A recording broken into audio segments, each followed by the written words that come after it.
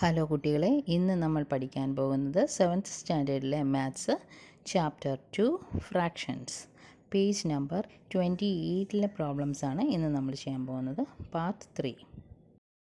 First problem, 9 liters of milk is divided equally among 3 children. How many liters will each get? What if there are 4 children? 9 litre പാൽ 3 കുട്ടികൾക്കിടയിൽ തുല്യമായി വീതിക്കുന്നു. ഓരോരുത്തർക്കും എത്ര litre ലഭിക്കും? 4 കുട്ടികൾ ഉണ്ടെങ്കിലോ? Answer, total milk equal 9 litre. അപ്പോൾ ആദ്യം 3 കുട്ടികൾക്ക് ഈ 9 ലിറ്റർ പാൽ ഡിവൈഡ് ചെയ്യുമ്പോൾ ഓരോ കുട്ടിക്കും എത്ര വെച്ച് കിട്ടും എന്നാണ് ചോദിച്ചിരിക്കുന്നത്. അപ്പോൾ നമുക്ക് 3 ചിൽഡ്രൻ എഴുതാം. എന്നിട്ട് amount of milk each will get, ഓരോരുത്തർക്കും കിട്ടുന്ന മിൽക്കിൻ്റെ അളവ് ഈക്വൽ 3 ചിൽഡ്രൻ അല്ലേ, അപ്പോൾ 1/3 ഇൻറ്റു 9. അപ്പോൾ 1 ഇൻറ്റു 9 എത്രയാണ്? 9 ഡിവൈഡഡ് ബൈ 3. 9നെ 3 കൊണ്ട് ഡിവൈഡ് ചെയ്യുമ്പോൾ നമുക്ക് എത്ര കിട്ടും? 3 ലിറ്റർ എന്ന് കിട്ടും. അപ്പോൾ ഓരോ കുട്ടിക്കും 3 ലിറ്റർ മിൽക്ക് വീതം കിട്ടും. അടുത്തത് 4 കുട്ടികൾക്ക് ഈ 9 ലിറ്റർ മിൽക്ക് വീതിച്ചാൽ ഓരോ കുട്ടികൾക്കും എത്ര വീതം കിട്ടും എന്നാണ് അടുത്ത ചോദിച്ചിരിക്കുന്നത്. അപ്പോൾ 4 children, amount of milk each will get equal 1 divided by 4 into 9. 1 into 9, 9 divided by 4. 9നെ 4 കൊണ്ട് ഡിവൈഡ് ചെയ്യുമ്പോൾ 2 1/4 ലിറ്റർ എന്ന് കിട്ടും. Next question, 6 kilograms of rice was packed in 5 bags of the same size. How many kilograms of rice in each bag? What if it is packed in 4 bags? 6 kilogram അരി ഒരേ വലിപ്പത്തിലുള്ള 5 ബാഗുകളിലായി pack ചെയ്തിരിക്കുന്നു. ഓരോ ബാഗിലും എത്ര kilogram അരി ഉണ്ട്? അത് 4 ബാഗുകളിലായി pack ചെയ്താലോ? ആൻസർ, ടോട്ടൽ റൈസ് എത്രയാണ്? Equal 6 kilogram.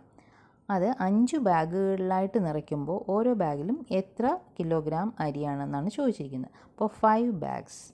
Quantity of rice in 1 bag equal 1/5 into 6. 1 into 6 എത്രയാണ്? 6 ഡിവൈഡഡ് ബൈ 5. 6നെ 5 കൊണ്ട് ഡിവൈഡ് ചെയ്യുമ്പോൾ 1/5 കിലോഗ്രാം എന്ന് കിട്ടും.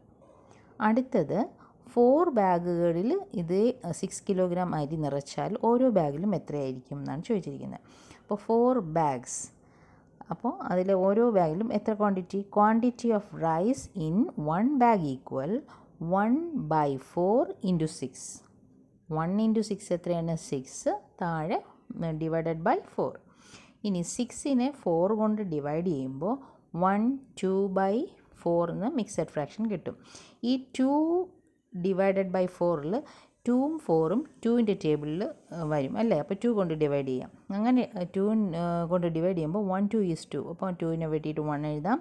4നെ 2ൻ്റെ ടേബിളിൽ എത്രയാണ്? 2 2s are 4. അപ്പോൾ 4 വെട്ടിയിട്ട് 2 എഴുതാം. അപ്പോൾ answer 1/2 kilogram, 1.5 kilogram. Next question, A 7-meter long string is divided into 6 equal pieces. What is the length of each piece? What if it is divided into 3 equal pieces?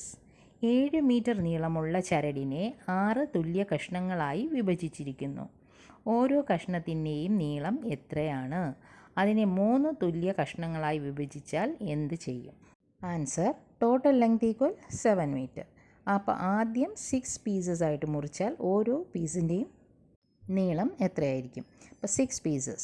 Length of each piece equal 1/6 into 7. 1 into 7 7 divided by 6. 7നെ 6 കൊണ്ട് divide ചെയ്യുമ്പോൾ 1/6 metre എന്ന് കിട്ടും. അടുത്തത് 3 pieces ആക്കിയാലോ ഈ സ്ട്രിങ്ങിനെ? അപ്പോൾ 3 pieces. Length of each piece equal 1/3 into 7. 1 7 is 7 divided by 3. 7നെ 3 കൊണ്ട് divide ചെയ്യുമ്പോൾ 2 1/3 metre എന്ന് കിട്ടും. അപ്പോൾ നമ്മുടെ ഇന്നത്തെ ക്ലാസ് കഴിഞ്ഞു.